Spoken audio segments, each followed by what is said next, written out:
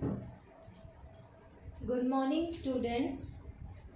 आज आपका first worksheet आया है साइंस का चैप्टर 13 गति और समय से। तो आप ये जितने भी इम्पोर्टेंट पॉइंट्स हैं चैप्टर का नाम लिखकर वो सारे लिखेंगे और उसके बाद वर्कशीट में जितने भी ये प्रश्न उत्तर दे रखे हैं ये सारे करेंगे। इसके साथ आप सबको किताबें मिल चुकी है, तो आप अपने विज्ञान की किताब निकालेंगे और चैप्टर 13 की रीडिंग लगाएंगे ताकि आपको गति एवं समय के बारे में और भी पता चल सके। तो इस चैप्टर में सबसे पहले हमें बताया गया है गति के बारे में।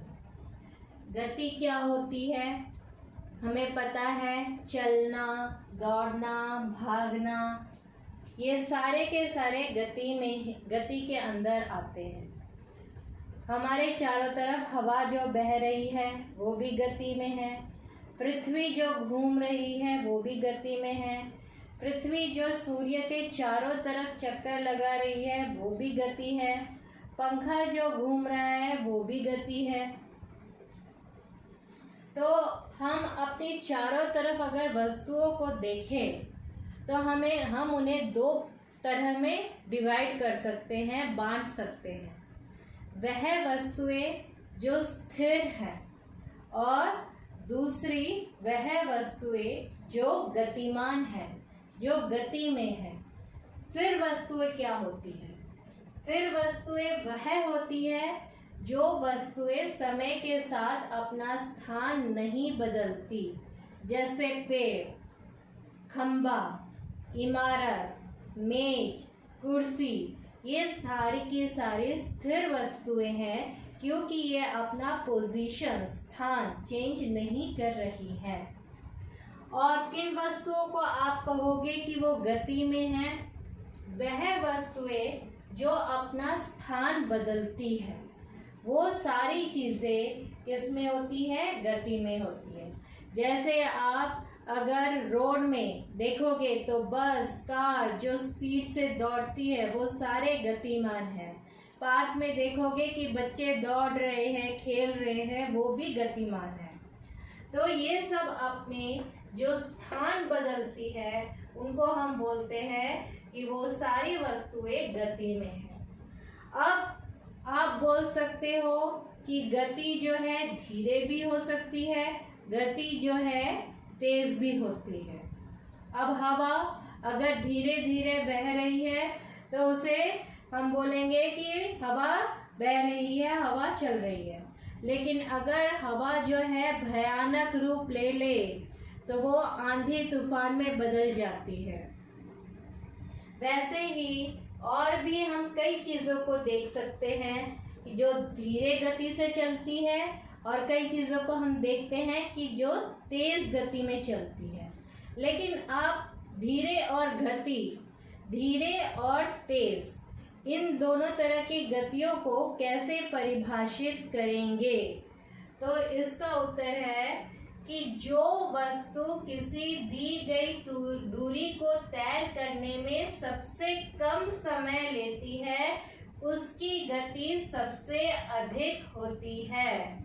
जैसे आप रेस लगा रहे हो, 2-3 बच्चे रेस लगा रहे हो, सबको एक ही दूरी तय करनी है।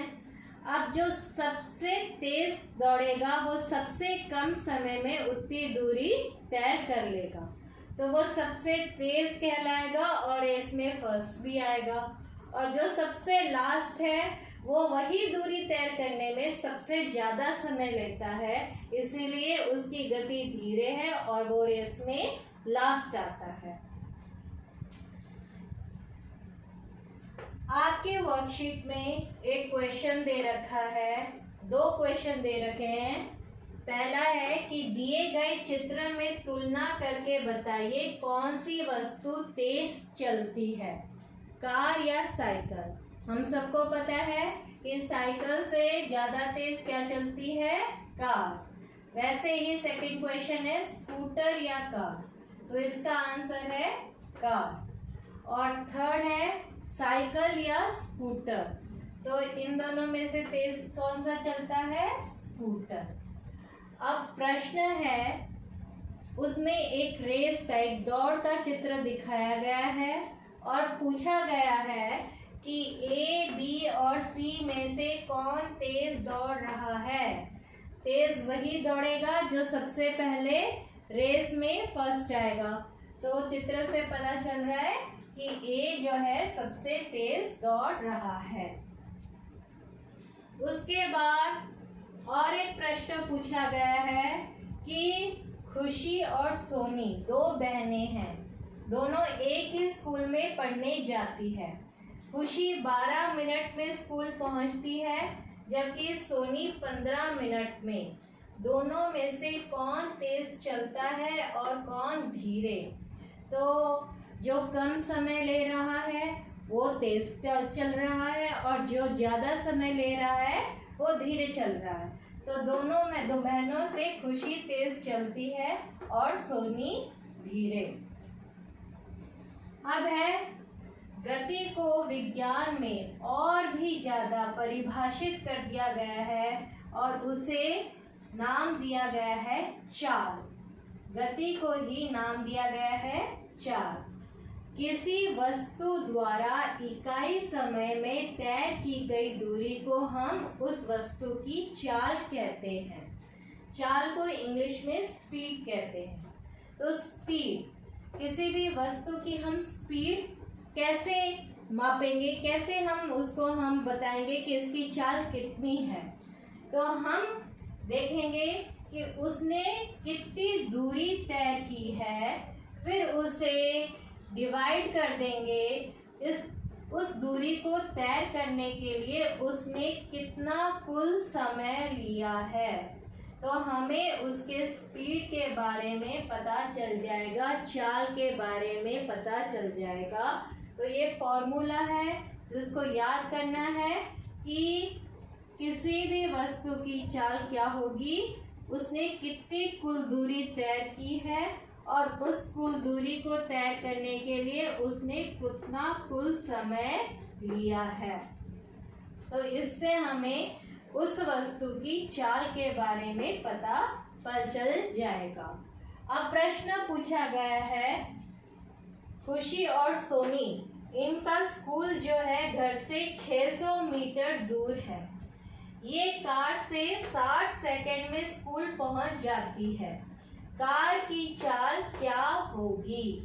तो जैसे हमें बताया गया है स्कूल की दूरी कितनी है? 600 मीटर और कितने समय लेते हैं वो? 60 सेकंड। तो हमें कुल दूरी, कुल समय पता है, हमें निकालना है चाल।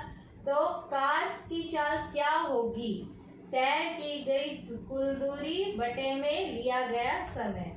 तो 600 मीटर डिवाइड करोगे आप 60 सेकंड से तो आंसर आ जाएगा हमारा 10 मीटर प्रति सेकंड।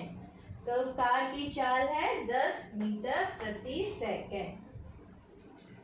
उसके बाद बताया गया है कि जो गति है उसको हम दो प्रकार में डिवाइड कर सकते हैं, एक समान गति और असमान गति। एक समान गति जो है, जब कोई वस्तु एक फिक्स्ड दूरी, निश्चित दूरी, निश्चित समय में तय करती है तो उसको हम कहते हैं एक समान गति। यानी कि अगर मैं चल रही हूँ 1 मीटर 1 सेकंड में चल रही हूँ, तो और ऐसे ही 1 मीटर 1 सेकंड 1 मीटर 1 सेकंड ऐसे करके चलूँगी तो मेरी जो गति होगी वो एक समान गति होगी। लेकिन ऐसा होता नहीं है कि हम हमेशा 1 मीटर 1 सेकंड में ही चलते हैं।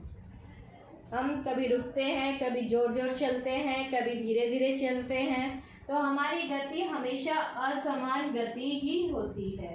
असमान गति जब होती है तो वस्तु जो है वो अस्थिर चाल से गति करता है। कभी रुकता है, कभी तेज दौड़ता है, कभी धीरे चलता है। तो ये जो है असमान गति होती है। और हमारे आसपास हम जितनी वस्तुएं देखेंगे उन सब की गति असमान ही होती है। एक समान गति आप देखोगे कि घड़ी के नीचे जो पेंडुलम लगा होता है वो एक समान गति से ही हिलता है। घड़ी की सुइयां भी एक समान गति से ही चलती है। और आप एक समान का अगर उदाहरण लोगे तो पृथ्वी जो है वो अपने एक्सिस पर एक समान गति से कर रही है, और उसके बाद वो सूर्य के चारों तरफ जो गति कर रही है वो भी एक समान है। उसके बाद असमान गति आपके तो बहुत उदाहरण हैं, लेकिन सबसे अच्छा उदाहरण आपका है कि भीड़ भाड़ वाली ये रास्ते में कोई भी चलता हुआ कार स्कूटर ले लो, या हम खुद भी जो चलते हैं, कभी हम रुकते हैं, कभी हम तेज चलते हैं, कभी हम धीरे चलते हैं, तो ये सारे एक समान असमान गति में आते हैं। तो आज केवल हम गति के बारे में इतना ही पढ़ेंगे। नेक्स्ट वर्कशीट में हम इसके बारे में और डिटेल में पढ़ेंगे। Thank you.